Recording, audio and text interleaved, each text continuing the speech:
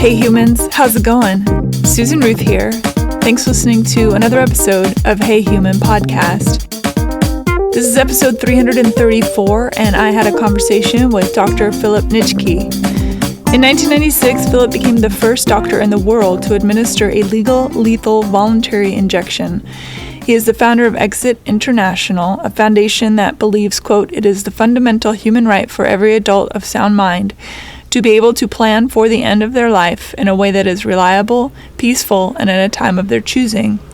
Philip is also the co-author of The Peaceful Pill and Killing Me Softly. There is a trigger warning for this episode as it deals with suicide and death. In other news, check out heyhumanpodcast.com for links and to learn more about my guests and the show, susanruth.com to learn more about me and my art and music, and please follow Susan Ruthism and Hey Human Podcast on social media. Find my albums on Apple Music or wherever you get your music. My most recent record is called All I Ever Wanted Was Everything. Also, please check out my new relationship and sex show, Are We There Yet?, with sexologist and healthcare practitioner Mara Edelman. It's on YouTube at youtube.com/arewethereyet podcast show. Are you digging the ad-free Hey Human Podcast? Would you like to support the show? There's a contribute tab at heyhumanpodcast.com. And don't forget to rate, review, and subscribe to Hey Human on iTunes or wherever you get your podcasts. It's a great way to show support for the show and to spread the love and to help with the algorithms. Okay, be well, be kind. Thank you for listening. Here we go. Dr. Philip Nitschke, welcome to Hey Human. Thank you. I read about you and immediately was intrigued and wanted to have you on the show. You are the founder of Exit International? Yeah, that's correct. I started it up in around about 1998 or 9. We had a piece of legislation in the Northern Territory of Australia which was overturned, and I started it after that. The law only lasted, it came in 1996, allowing a doctor to help a terminally ill patient die, but it was overturned by the federal government of Australia after only 8 months because the federal government thought that the Northern Territory, which is where I'm from, was a little out of control and they didn't like what was happening up there. It was the world's first legislation that allowed a doctor to give a lethal injection to a terminally ill patient, a lethal voluntary injection. So it was very controversial back then. It still is a little today, but it came in and it was actually the world's first. Oregon came in the following year in 1997-98, and by that stage the Australian law had been overturned. I'd like to dig in a little bit to your upbringing. Where did you grow up? What was your interest as a kid? And this is quite a specific path you're on now. What led you in that direction? Well, my background I don't think really led me to this topic in any particular way. I was brought up in South Australia, which is another part of Australia, a southern state, and I had done a fairly, I suppose in some ways, a fairly conventional background. I was the first person, I suppose, from our family who went to university. My background was in science, and I did physics, and I did a PhD in physics on lasers, and I was very interested in that, but I was also, I suppose, more interested in social reform, and I got involved in the Northern Territory because that's where we have the highest number of Indigenous people, First Nations people, and I went up there to work with those people, looking at ways that they could get some of their land back, social justice issues, and quite liked the place. There's not many people live in the Northern Territory. It's kind of remote, and Darwin is the main centre. But after a number of years, things changed, and I decided to take the chance to go back and retrain. So I went and retrained in medicine when I was, 35, 40. And finished and went back to the Northern Territory as a sort of geriatric doctor, and not doing geriatrics, but just referring to my own age. And then I was really just working there as a doctor when I heard about the fact that this government, in this little government, it was only a very small parliament, only 25 politicians. The leader of the government said he wanted to introduce a law that would allow a terminally ill patient to get help from a doctor to die. I hadn't even thought much about the issue. I don't think it had been mentioned I did my medical training in Sydney University, but I don't think anyone had mentioned the E word at Sydney. And I thought that's a good idea, rolled over and went back to sleep.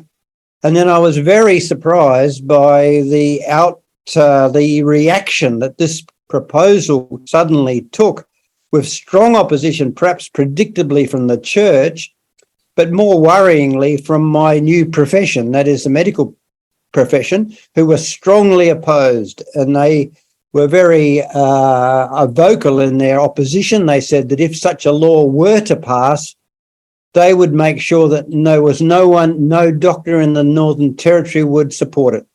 Now, I was very surprised by that, and I thought that the medical profession were overstating their position a little, and I was annoyed too, because it was very clear that the people, that is the public, thought it was a good idea.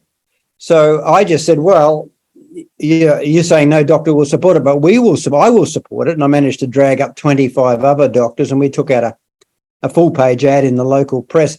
But it was really a political involvement that got me started rather than any particular experience. I mean, I hadn't had much to do with terminally ill patients. In medicine, I was working more with people using and drug and addiction issues.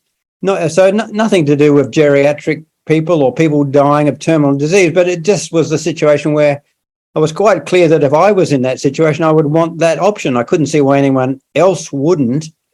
So I supported it that way. And that put me at variance with most of my new profession.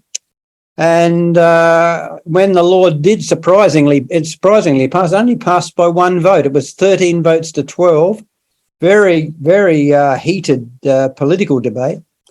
But it did pass, and then I found myself as being known about as one of the very few people who supported it as a doctor. And part of this new law it was a very what we call medical law. You had to find 2 doctors to support you. You had to be terminally ill. You had to go through all sorts of steps to prove you were eligible. And then I found myself in a position of trying to make this rather difficult law work. And that's where I really found myself, because the politicians involved, especially the one who started, sort of said, well, I've given you your law. And he said, I've done what I have to do. Now it's up to you. But getting it working was actually quite hard. So I suppose that was a very torrid 8 months of trying to get it work. I found four people who wanted to use the law.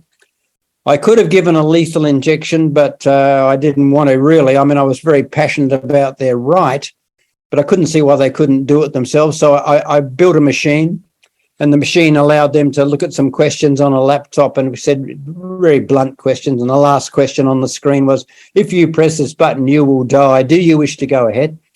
And it was just a laptop which switched on to a syringe driver, which drove the drugs. I mean, I had to put the needle into the vein, and I had to load the machine up. So I wasn't trying to say I wasn't involved, but I did think that I didn't want them to. I was worried that they might be seeing me as, in some ways, wanting to share the responsibility. I said, it's your choice. I'm happy for you to take that step, but I don't want to be part of the decision. If you want to die, that's good. That's your business. Here's a machine. So I set it up. And in the case of four people, they used that machine. They pressed the last button, and I was there. I had to be present, but I was on the other side of the room, and I watched. The machine started. The drugs were delivered. The person died. And people often said, "Why did you build such a strange machine? I mean, why didn't you just go around there and give a lethal injection?" And I said, well, that would have put me right in their personal space. And by getting myself out of that space, it allowed people I thought who should be there, mainly the people who loved them. In the case of the first person was Bob Dent. His wife was he pushed the machine to the side. He held his wife. I was on the other side of the room. My main concern was that this machine, which wasn't the finest piece of technology that I'd ever built, was going to work, but it did work. And he died in her arms. And I thought it was quite I thought, this is good. It was used 4 times, but then the law was overturned and Australia went back into the dark ages. The machine went off into the British Science Museum in London, where it is now sitting in a glass case. And I set up Exit International because at that stage, people didn't stop coming along saying we want choice, but there was no legal framework after that. So for the next 20 odd years, a bit less, I spent my time running around trying to work out ways in Australia that people could have choice. And that really revolved around giving people information about how they could get the drugs, which drugs work, which drugs don't work, how you can take this step yourself, because suicide's not a crime. It's only the assistance which is the crime. So I did that for quite a while until even the idea that my ideas changed. I started to stop seeing this as a privilege for the very sick that was medically controlled into something that I saw was far more fundamental. And I started to see this as a human right, that it doesn't really matter. It's not up to me. In fact, I was challenged by two of the people who saw me. They said, it's not up to you to decide who should get help. You're just a technician. Give us the information. We will make the decision. I thought that was correct. I couldn't see any reason why I should be doling out my decision to assist people on the basis of those who satisfied my idea of what suffering was.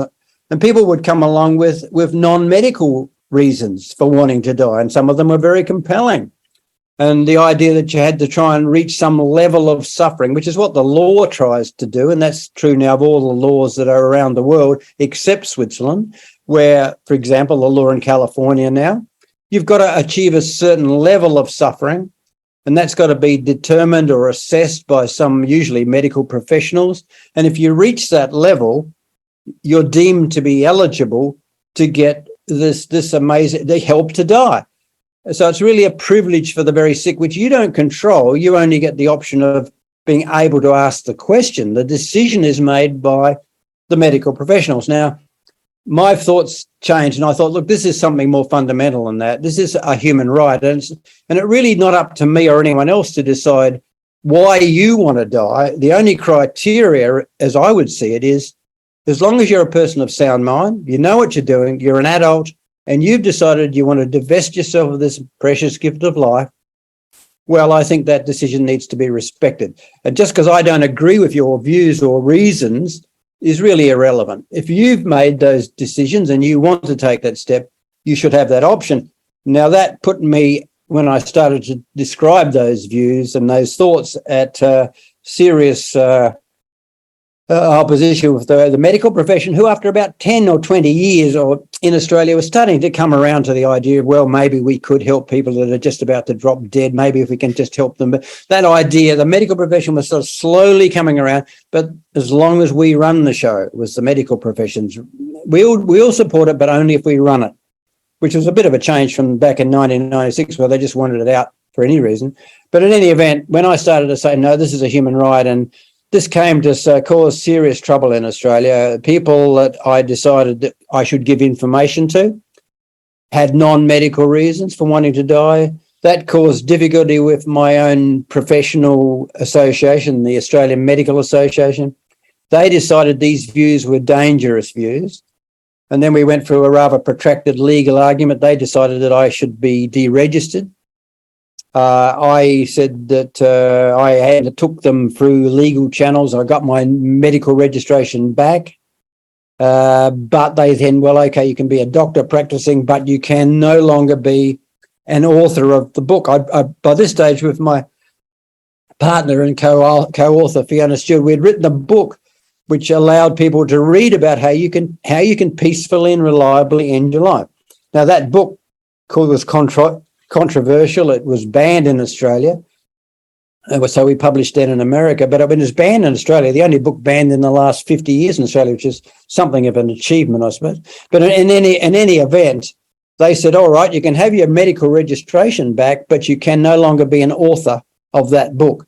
And that was one step too far. So in a very symbolic and flamboyant way, I set fire to my medical registration and headed overseas.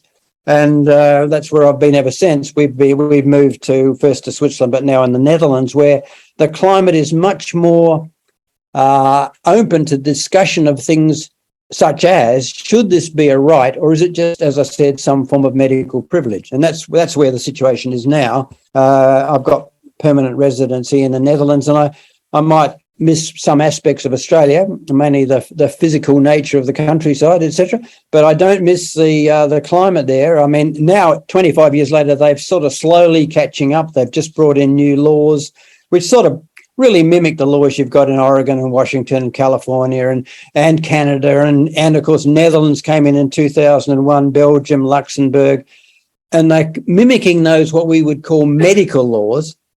But the goal I would see is something which enshrines it as a right. And the only place that does that is Switzerland, which has got quite a unique legislative framework. It is interesting that, as you mentioned, yes, they are legal ways to end one's life, but they are heavily regulated still. I don't know that I would consider it fully the choice of the person that's making the quote unquote choice. When my uncle passed away, he was in a lot of pain, dying of a bone cancer. And it was so hard to see him in that state. And I kept saying, can't we do something? And even my uncle was saying, can't we do something? And even in the state of California where this was happening, the people in charge of his medical care were very nervous about it and sort of did this cloak and dagger style of acceptance. We'll step out of the room situation. It wasn't really what I would consider mitigated by them. They just kind of washed their hands and walked out.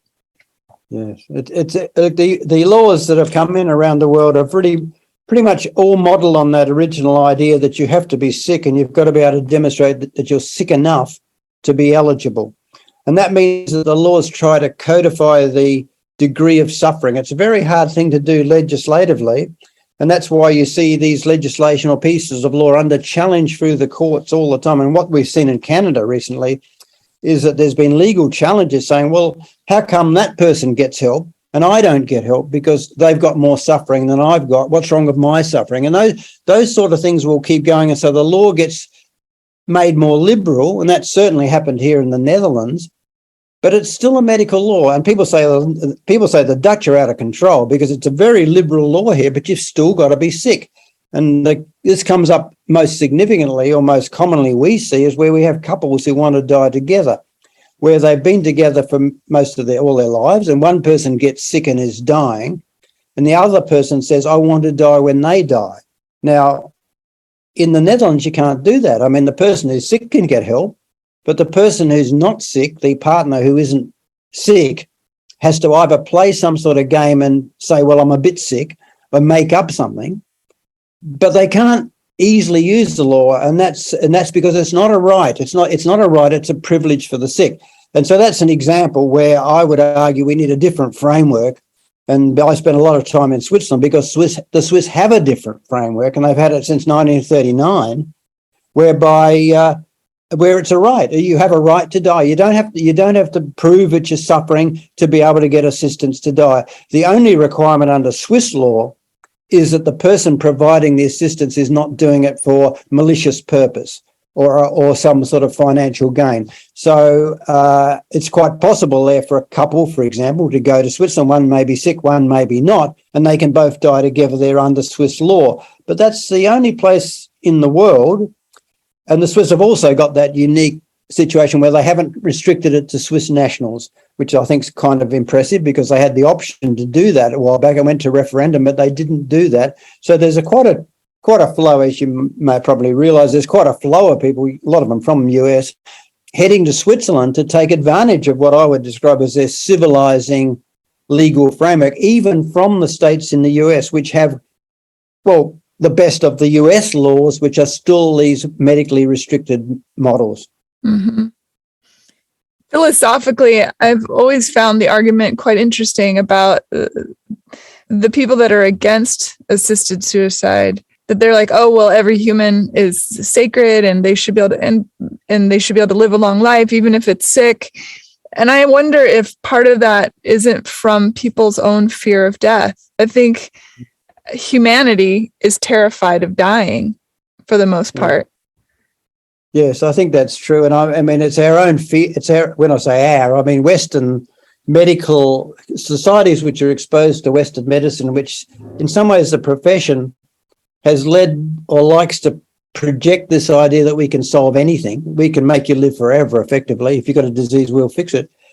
And it's quite interesting because it leads, I think, as an inevitable flip side to that, is there's this sort of fear of the process of dying, which becomes more and more embedded.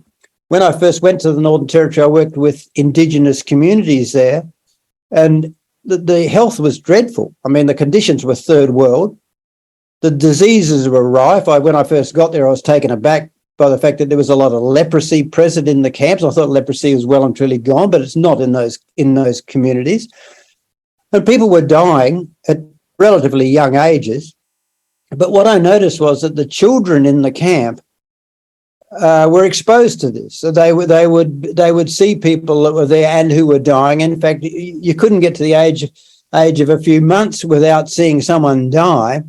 And I was able to contrast that with my society, our society, where the age at which you see your first dead body goes up every year. We're so good at removing the dying out of our society and petitioning them away. So as a child, you probably haven't seen a dead body. You might see 100 a night on television, but you won't see any dead body in the flesh, so to speak, until you're in your 20s, 30s, 40s. Well, I mean, it's pushed up because we petition away, especially from the children. And I started to think when I was there that this is a rather unhealthy, that the healthier view is the people who see, if you like, the inevitability of the process. They're enmeshed with it from an early age. They understand their own mortality. And I think there's something a little pathological about the Western approach, which tries to say that death is just another problem which we can just solve with a bit more technology and a bit more money, and we'll have it all sorted. And that leads, I think, to this almost irrational fear. And as I said, the petitioning, so the children should never get exposed to it. And it leads to, I think, a rather unhealthy society. It is extraordinary the level of suffering humans are not only capable of to inflict upon others, but also that they'll bear witness to and not have it. I mean, here in Los Angeles, you go down Skid Row, people sleeping on the street, pooping on the street. They're covered in scabs, a lot of them, and they're clearly not well, whether it be mentally or physically, but that's acceptable. We've all had the pet that's wandered off to die because it wants to die with its own dignity. And then I know friends who have kept their animals alive that clearly the animal's suffering because they can't bear to let them go. And I get that. And I get the feeling of it, but it's cruel and unusual to me. But I think I'm weird because I have always felt the sense that we deserve dominion fully and wholly over ourselves. And that if it's a choice, for example, suicide for suicide's sake, nobody wants to see that happen. But I have no right to control someone else's desire to do that. Are there people that attempt suicide and fail and then deeply regret their attempt and it changes everything? Yes. But we don't have the benefit of asking those who have passed on, for the most part. I mean, I suppose if you talk to a medium or something, but we don't have a true benefit of hearing back and say, did you make the right choice? Are you happy? Is everything good? Yes. We cool, And I mean, the standard approach seems to be in many of our nations that they are so sensitive about what they see as the suicide statistics. There's this sort of something that we have to try and remove or lower the numbers of people. It's like they see it as an index of something wrong with our society, the fact that there's a certain percentage of people who are suiciding. So the approach seems to be to do anything one can and spend any amount of money from official sources to try and reduce the suicide rate. The standard approach to do that seems to be to try and remove information so people don't know how to go about it, and certainly to remove anything that might assist them. So your chances of getting access to the best drugs are almost impossible. They're incredibly restricted. The barbiturate, which is used but predominantly, one has to go to great lengths to try and get that drug. and the penalties for either possession or to importation are serious. And it's as if the underlying philosophy of the state is the idea to lower the suicide rate is to stop people knowing how to do it. So if you don't know how to do it, you'll never do it. So you just sit there and smile and live on forever. Right. The humans are quite resourceful, however. But you've got to be. And I'm not saying that if somebody is thinking about doing those things, I'm also in favor of trying to figure out why and getting to the bottom of that. I think therapy is wonderful and important. I don't think, for example, our military, when they come home, their suicide rate is quite high because I feel like they're abandoned a lot and not cared for mentally for what they've endured. And so if there is a way to help people, absolutely, I'm all for that. But I think that in some cases, there is no help. And then what horrible suffering to go through for an entire, let's say you live to be 70, to carry those burdens for 40 years or something. And I know that you have an age limit. It's, what is it, 50 and over? Yeah, it's a sort of an interesting thing. As I indicated, as a philosophy, if you like my philosophy is that if you're a rational adult, you should have this option. And people say, well, so what do you mean 18-year-olds? And I say, well, yes. I mean, we're quite happy to give 18-year-olds guns and tell them to go and kill other people. So it seems a little bit of an inconsistency to say, on one hand, yes, okay, well, you can be part of some army and kill people, but you cannot kill yourself. And this is an interesting aspect. However, because we got into such, as an organisation, it causes such difficulty when you start giving information about how to take this step to people who are, and as you said, we've got a rather arbitrary age of 50, and that came about really for political reasons, where to try and lessen some of the attacks on the organisation, we said, all right, well, you've got to have significant life experience, whatever the hell that means. I mean, it's a sort of vague idea, but it's a way of sort of saying, okay, well, once you're over the age of 50, people say, what's wrong with me? I'm 49. And so we get this stuff all the time. Age is a constant problem.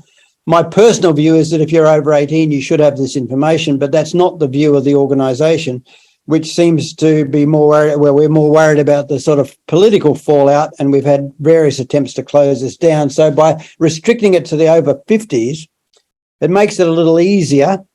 But there's still a lot of issues about the fact that there are, of course, powerful forces in society who don't want anyone ever having access to the information or certainly the means to take this step. So if something comes up and turns out to be a new way of ending your life peacefully, and that's happened in the last few years with the advent of a couple of substances which are readily easy to obtain, there's huge efforts put to try and suddenly move to try and make these hitherto easy to acquire substances almost impossible to. So it keeps in a cat and mouse sort of way. As soon as something looks like it's opening up as a new strategy, it's closed down. And the idea, as I said, it's a quaint notion. It's as if the state seems to have this idea that the only reason any of us are alive is because we haven't worked out how to die.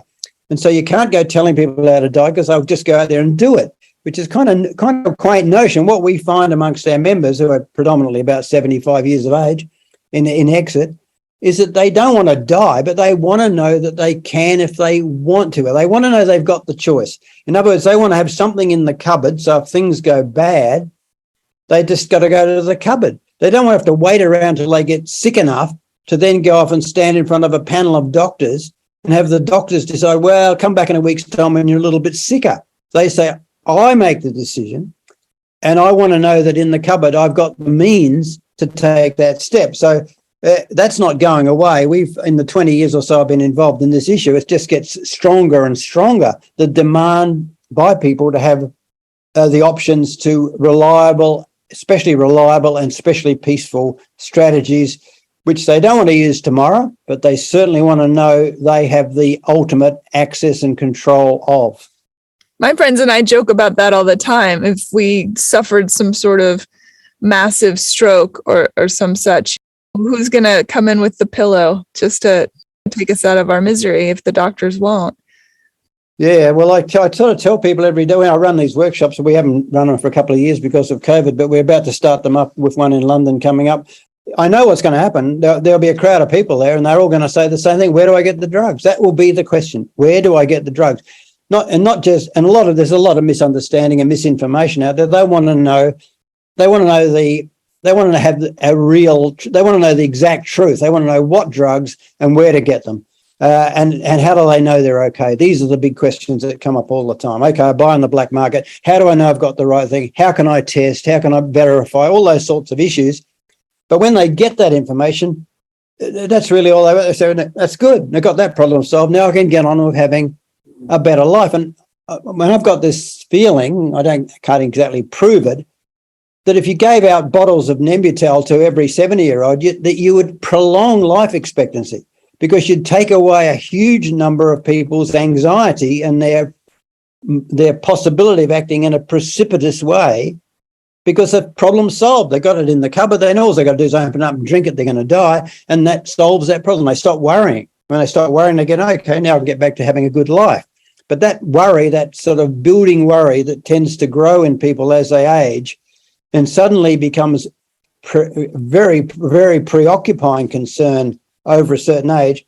It's very hard sometimes to try and explain this to people of a younger age. I talk a number of times to university students and the like. Sometimes they have the greatest difficulty understanding why there's this whole cohort of elderly types out there who want access to lethal drugs. They think this is kind of bizarre.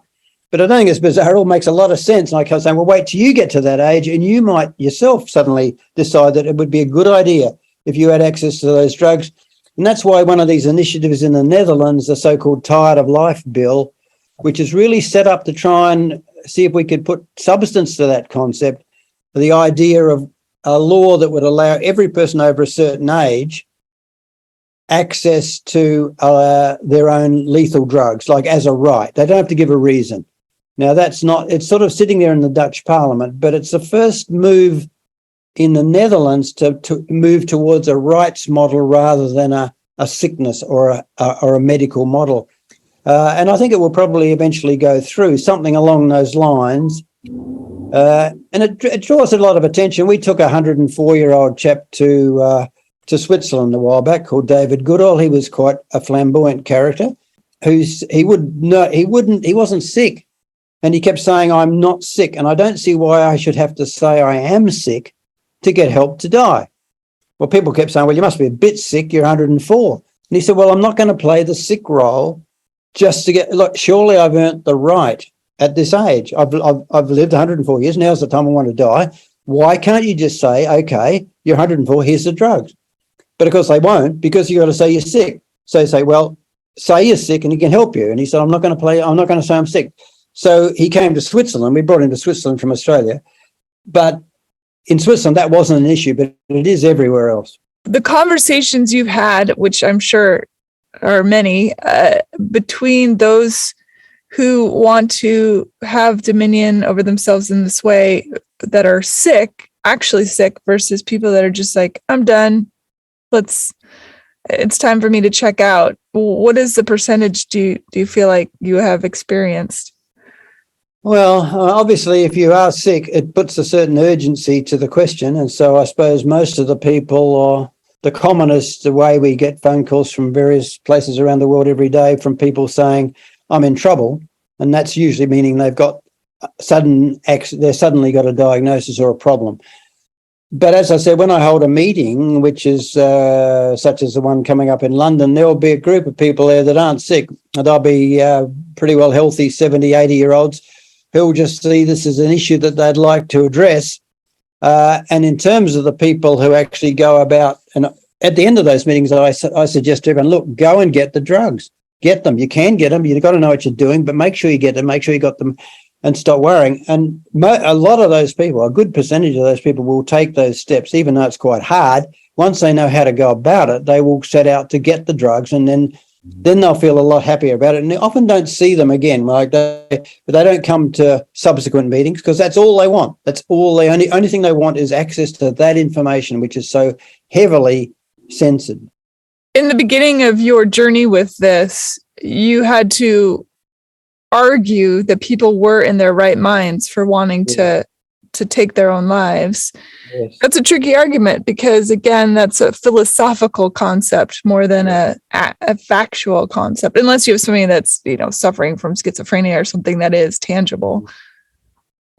Yes, it is. It's a difficult one. It's an interesting one too. I mean, there's still a view in medicine, in some not a widely held view, but some people in medicine still believe that if you're asking for help to die, you cannot be of sound mind. In other words, the mere fact that you're asking, no matter how seriously sick you are, the fact that you're asking indicates some possibly undiagnosed mental malady that needs addressing. In other words, the treatment should not be to help you die. The treatment should be to address your mental illness. And this link between mental illness and a decision to end your life still has to be dealt with. Now, what I'm saying is that, okay, you've got to be of sound mind. Or people say, what is that? Well, it's this rather nebulous quality, which psychiatrists reckon they're the only ones in the world who can actually determine. There is some way that they can talk to a person and say, yes, this person has sound mind, which means they're capable of making an informed decision. Now, that doesn't mean you can't be depressed or you can't have all sorts of psychiatric illnesses. The question is, are those psychiatric illnesses so severe that you've lost the ability to make a sound decision in your best interests? Now, that's the way it works. Now, even in countries like places like Switzerland, you've got to be of sound mind. And so that means that, generally speaking, when people turn up there to get help to die, they've got to be able to show that they have mental capacity. And that the gold standard is this idea of going and spending 15 minutes talking to a psychiatrist who then signs a bit of paper saying, yes, this person has sound mind. But it's a vexed issue. And we've got one of the things we're trying to spend quite a bit of time with here is working out ways that we can use some sort of an artificial intelligence assessment to try and do this, because our experiences are that you can get 3 different answers from 3 different psychiatrists for the same person being assessed, and it so depends on, if you like, the political baggage or ideology or whatever of the assessing clinician. And so this, I would like to see something rather more neutral. So the idea of developing some form of independent assessment of this vexed idea. And so we're working on the Sarco machine. The idea is that you will have to go and do your little online test. That will determine whether you're of sound mind. Once you've got your sound mind assessment done, then you can go, and that will allow the machine, this new machine we're working on, to work for the next 24 hours. So it completely removes this rather arbitrary assessment process for this important quality of mental capacity. And you've written 3 books, is that correct? Yeah, if my partner writes the books, I tend to put my name on them. But yes, there's been some books. But the main book, really, the one that's causing the trouble is the handbook. That's the Peaceful Pill handbook. That's this guidebook that goes all over the world and tells people how to do it. The other books are really background autobiography and some of the philosophy of the thinking. And in particular, I suppose, what interests, some people is where did your philosophy change? Because I started off being this person who really felt that the medical model was a good one. I mean, I said I woke up, heard about the new law, thought it was a good idea. Yes, if a person's terminally ill, I'm a doctor, I can go around and give a lethal injection. That sounds a good idea. But I was challenged, and the person who challenged me was an 80-year-old woman who said to me, or she was 77, she said, look, I want to die in 3 years' time. And I said, and I want some help. And I said, oh, yeah, what's the problem? And she said, well, no, I've got a problem. I'm going to be 80 and that's the time to die, which I was a bit taken aback by. And I said to her, well, hang on. Anyway, I thought she was joking. But every time I saw her, every time I went there, had a meeting on where she came from. She was a retired French academic at the university. And when it got close in the year, she said, when are you going to come around and answer my questions about these drugs, about me ending my life? To which point I said, well, hang on, you're not sick. She says, you know that. And I thought you were joking. She said, I'm not joking. She says, what? She said, I said, why don't you go and do something? Why don't you write a book? Why don't you go on a world cruise? And that's when she came back and said, why don't you mind your own business? She said, it's got absolutely nothing to do with you. It's just, I just want technical information from you. I don't want a sermon. She said, if you're going to come around here and give me a sermon, she said, and then she accused me, you're the worst case of insufferable medical paternalism. You go around, you dole out decisions, you make a decision whether you'll help people if they satisfy your criteria. It's nothing to do with you. You're just a technician. You've got information. I want it. What gives you the right to hold it back and dole it out? And I mean, it's quite correct. I was mortified and, gave her all the information she wanted, and she ended her life when she was 80. And it caused trouble in Australia because people said, yeah, look what happened. This is a slippery slope. One minute he's talking about helping terminally ill people. Now he's out there helping people who aren't even sick. But it was a fundamental shift in my thinking. And that's when I started to say that this is much more than just having something set up for those people who satisfy those sorts of requirements. And these new laws that are coming in, the new law in Australia, they're kind of proudly saying it's got 65 safeguards. Well, I mean, 65 conditions you've got to meet before you're eligible. I mean, people have to run around circles, jump through hoops, just to prove that they're eligible to use this law. So it's a law, and I suppose that's a good thing. But heavens, this is not a right. This is as I said, this is a restricted privilege. How do you personally feel about death now that you've had all these experiences and had all these conversations? For you personally, not in a philosophical way, but you personally, yeah. Well, I'm not keen on the idea, I must say. I've been a person who, I mean, one of the reasons I rather foolishly went and did medicine because I had a sort of a hypochondriacal background. I thought if I learn enough, I'll start worrying. And of course, all I did was learn about diseases I never dreamed existed. And so it was a big mistake. So I'm not keen on the idea, but I do like the idea of having the comfort of knowing that I've got options, and I'm lucky in that sense. So I do have options. I know that it's a matter of just opening the bottle and drinking the drug, that I can have the peaceful death when I want. And that's a good way to feel. No, the inevitability of it is something that I'm certainly not welcoming it, but I do welcome the feeling that I have that control, and I can certainly understand why others would want it too. And I guess and this is what the French academic Lisette Nigaud said to me. She said, you're in a privileged position. And you're holding that privilege to yourself, was what her accusation was. Why do you decide that you've got that privilege, but you're not prepared to share it? And I mean, that was a fairly, I think, accurate criticism of my behaviour, and it's why I changed my position.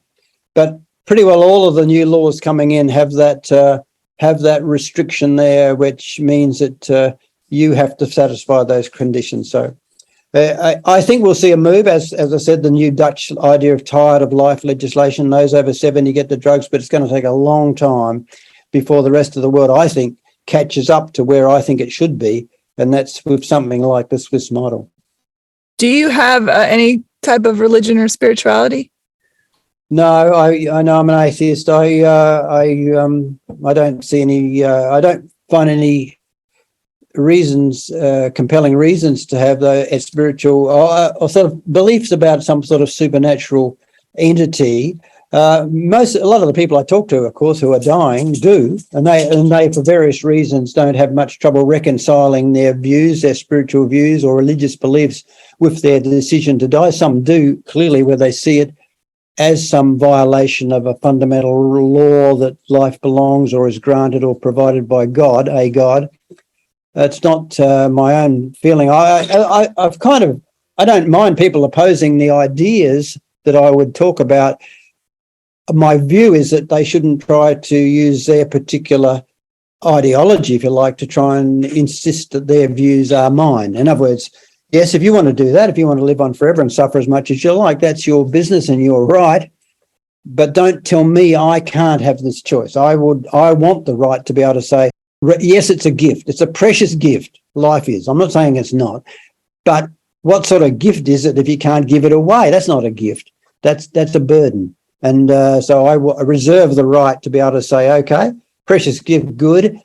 But now's the time when I want to divest myself of this precious gift. And if you don't want to do that, if you have your own views about how precious it is and who will make that ultimate decision, maybe some nebulous idea of a God, that's fine. That's your business, but it's not mine. How many members are in the Exit International database? it's a combination of people who join the organisation and people who are subscribers. The handbook, which gives us information, which is changing all the time. We update all the time as an online subscription, so people get the latest information on drugs and where to get them and all this. There's about 20,000 or thereabouts around the world. And I assume that your main point is, if you're going to do this thing, do it gently so that you don't go out and with pain and suffering. Like if somebody were to unalive themselves by hanging or wrist slitting or taking a bunch of pills that may or may not work and all that. Your whole thing is gentle, calm, easy, peaceful, dignified. Peaceful, the two criteria, peaceful and reliable. That's what everyone asks. They say they want it peaceful and they certainly want it reliable. They don't want to mess around on something that might work. They want to know that it will work. And so reliability is a critical criteria, but so is peaceful. As I say, there's plenty of reliable things which aren't peaceful, but they don't want that. They want something which is peaceful and reliable. So when we set out to start publishing information on this, that was the thing that we had to try and make sure that we weren't talking about methods or means or strategies which were not peaceful and not reliable, although they all vary a bit. We developed a sort of an index calling the RP Index, Reliability Peacefulness Index, and we published that, which gives us sort of a numerical rating to the various means, because some things are more reliable and some things are more peaceful. And up until now, pretty well the gold standard, if you like, the holy grail has been the barbiturate and Nembutal. That rates pretty well. It's peaceful and it's reliable, and it's the biggest problem there is it's damn hard to get because of its heavy restriction. No, that's what people want to know about. They want to know what drugs work, what drugs don't work, and not to make mistakes. It's easy to make mistakes because there's a lot of misinformation out there, and people want to know they're getting good information so that they can believe in it and trust it. I watched a couple interviews with you from a couple years back, and it was interesting to me that many of the people interviewing you would get very fired up, angry with you. And I'm wondering, have you had people come after you? Let's say one of their loved one does kill themselves, and then do they come after you saying, "Oh, you talked them into it," or it's all because of your fault"? Yes, I mean it comes up. It comes up with when you publish the material, and we've got this criteria. You've got to be over 50, but of course the book bleeds. It's in digital version. We can't. We found there's pirated versions everywhere on the internet, often pirated by people who then change the contact details within the handbook about how one might access, for example, the drugs, so that directs you towards people who are busily cheating individuals of their money. So, and sometimes younger people, of course, have got access to these pirated versions, and they've got good information, and they've killed themselves. We've got plenty of people who have been often the parents of perhaps young adults who have ended their lives, who blame us for even having this information out there in any form. And us saying, well, we try to restrict it to the over 50s doesn't cut much ice with people who see that they are of the opinion, because they're suffering, they're grieving, they're upset about their maybe adult child for taking their life prematurely as they would see it. And us saying, well, they were adults and they did what they obviously thought was the right thing, doesn't work. And so we've got a lot of but there's enough angry people out there that we are constantly having to deal with these attempts to try and close us down, is one of the reasons why we very publicly promote this 50-year-old criteria to try and head off some of those accusations. But it's a difficult issue. It's almost impossible to try and restrict. Once to make the material available in a digital form, the fact that it will bleed is very, very difficult to control. And we run around and tell people to issue takedown things and ask people to take them down on various websites, and we have some success, but it's difficult. I suppose the main thing is that the information is changing rapidly. The book's updated every month. There's new information goes in, and I suppose in some ways that's in a sense our protection. The new information is always the best, and that's the stuff. But that explains why it's an extremely popular handbook. Again, I the concepts of death have always fascinated me, just the way humans deal with it. We go watch slasher movies, or we'll jump out of airplanes and land and say, I cheated death this time, when they know in their minds that one day the parachute might not open, or they go climb up on a mountain, or they go do any number of things, drive their car really fast, or do drugs, drink heavily, all this, smoke. All these are slow suicides. And yet it's not looked at that way. I find that so fascinating. Yes, it is interesting, the fact that we're very tolerant of those sorts of, if you like, dangerous behaviours. But the one dangerous behaviour which we will not tolerate as a society is a person's decision to say that they want to end their life. Yeah. I have to laugh at the irony of the fact that you couldn't hold the meetings because of COVID, because if people came and got COVID, they'd die. Yeah, well, it was really that's a funny irony to me. Yeah, and I think that, of course, the trouble is that most of our members wouldn't have cared less. They would have thought probably getting COVID was a good thing. So there was this issue that we had to try and deal with, to try and give the appearance that we're being very responsible. And also there are all sorts of restrictions on venues and the like. We had venues saying we couldn't host a meeting. Of course. It's only now that we're about to be able to do it. We've got a big series coming up in Australia and New Zealand coming up with, and that's only just been possible. So that'll run for a few months there. And also the issue of travel's changed. So it's a different world, but different world or not, the fundamental question amongst people in this age bracket is still, I want to know, where do I get the drugs from? That will be the big question. Yeah. How might people find you and find Exit International? Exitinternational.net is the website, and peacefulpill.com is the other website for the handbook, because the book is called the Peaceful Pill Handbook. But as I said, there's spammers out there. There's a website which is registered called peacefulpill.com, where it's got 2 L's in peaceful, and that directs you immediately to a scam organisation which will try to sell you fake drugs and end-of-life options. So you've got to be careful and be very accurate in the spelling, such as the fact that there's obviously people see it as a rather lucrative growth area. That is, the people that are trying to trick and cheat elderly people into making fake purchases of something which is purports to be an end-of-life agent. I really appreciate your time. Thank you. I will post links on heyhumanpodcast.com, and I'll probably get some letters, but that's okay. I think that it's important to have all these conversations. People have a right to the dominion of their bodies. And I think it's unfortunate when young people whose brains aren't even developed yet, 18, 19, 20, I wouldn't like to see them make those choices. So it is, I suppose, good to know that there is a limit at 50 and above.